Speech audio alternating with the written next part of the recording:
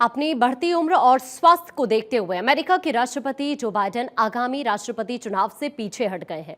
उम्मीदवारी वापस लेने के बाद उन्होंने अमेरिका के उपराष्ट्रपति कमला हैरिस का नाम राष्ट्रपति पद के उम्मीदवार के तौर पर पेश किया है। राष्ट्रपति पद के लिए अगले दावेदार पर मोहर अगले महीने होने वाले डेमोक्रेटिक पार्टी के कन्वेंशन में लगाई जाएगी। रिपोर्ट देखिए।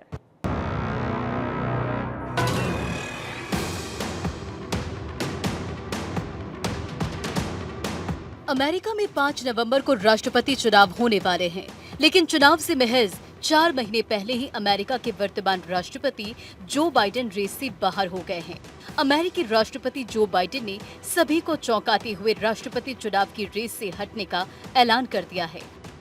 डोनाल्ड ट्रंप के साथ जून में हुई प्रेसिडेंशियल डिबेट के बाद से उन पर लगातार उम्मीदवारी वापस लेने का दबाव बन रहा था। ऐसे में उनके अचानक से राष्ट्रपति पद की उम्मीदवारी से पीछे हटने और कमला हैरिस को समर्थन देने के फैसले से सभी हैरान हैं। 3.5 साल में हमने देश के तौर पर महान तरक्की की।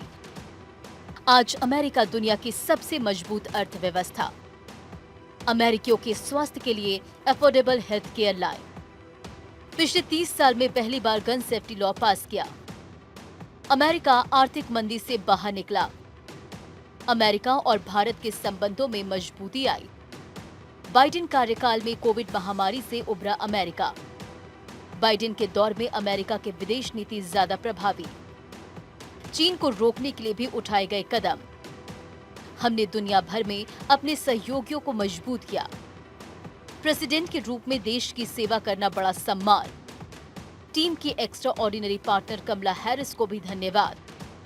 मेरा ये विश्वास है कि ऐसा कुछ नहीं जो अमेरिका नहीं कर सकता।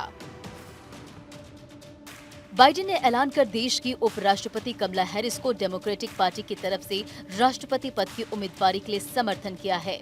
उन्होंने एक्स पर कवर बदलकर कमला हैरिस फॉर प्रेसिडेंट कर दिया है। जो बाइडेन का समर्थन मिलने के बाद कमला हैरिस ने कहा, मैं डोनाल्ड ट्रंप और उनके प्रोजेक्ट 2025 एजेंडे को हराने के लिए अपनी सारी ताकत झोंक दूंगी। साथ ही उन्होंने चुनाव में जीत की उम्मीद जताते हुए कहा, चुनाव के दिन तक हमारे पास अभी 107 दिन बाकी है, हम मिलकर लड़ेंगे और जीतेंगे। 1990 से 1998 के बीच ऑकलैंड की डिप्टी डिस्ट्रिक्ट अटॉर्नी रही। 2004 में डिस्ट्रिक्ट गवर्नर, 2010 में अटॉर्नी जनरल, 2011 से 2016 तक कैलिफोर्निया की अटॉर्नी जनरल रही।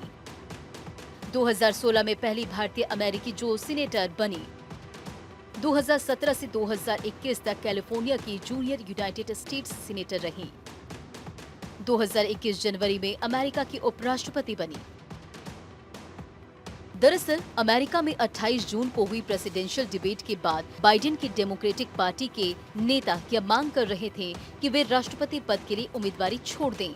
वहीं अमेरिका के पूर्व राष्ट्रपति बराक ओबामा ने बाइडेन के इस फैसले पर प्रतिक्रिया देते हुए कहा कि उन्होंने राष्ट्रहित में यह फैसला लिया है, लेकिन ओबामा ने उनको समर्थन देने से इनकार करते हुए कहा कि इसका फैसला कन्वेंशन में किया जाएगा। ओबामा के समर्थन न देने से कयास लगाए जा रहे हैं कि कन्वेंशन में मिशेल ओबामा का नाम पेश हो सकता है और ओबामा उनके लिए समर्थन जुटाने की कोशिश कर सकते हैं। इधर अमेरिका के पूर्व राष्ट्रपति बिल क्लिंटन ने कहा कि राष्ट्रपति बाइडेन ने कोरोना काल में उनकी मुखर नीतियों को लेकर लाखों नए रोजगारों का सृजन करने और अर्थव्यवस्था को और मजबूत करने तक बेहतरीन काम किए। राष्ट्रपति बाइडेन ने अब तक जो भी उपलब्धियां हासिल की है, उनमें हम उनके साथ खड़े हैं। तो वही रिपब्लिकन पार्टी की ओर से राष्ट्रपति पद की उम्मीदवार डोनाल्ड ट्रंप ने बाइडेन के इस ऐलान पर तंज कसा। उन्होंने कहा कि बाइडेन यकीनन इस पद के योग्य नहीं है।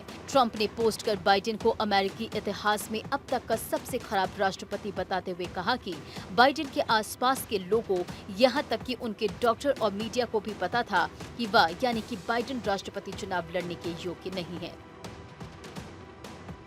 प्रेसिडेंशियल डिबेट में हार एक वजह, खराब स्वास्थ्य और बढ़ती हुई उम्र, ट्रंप पर हमला और जनता में ट्रंप के लिए सहानुभूति पैदा होना, पार्टी नेताओं का बढ़ता विरोध। बाइडेन मैदान से हटे हैं, लेकिन जनवरी 2025 तक राष्ट्रपति पद पर बने रहेंगे। इस हफ्ते देश को संबोधित करेंगे। सबकी निगाह 19 अगस्त से शिकागो में होने वाले डेमोक्रेटिक नेशनल कन्वेंशन पर है। इसमें पार्टी के 4000 प्रतिनिधि राष्ट्रपति पद के प्रत्याशी का चयन करने के लिए जुटेंगे। Bureau report, Bharat 24।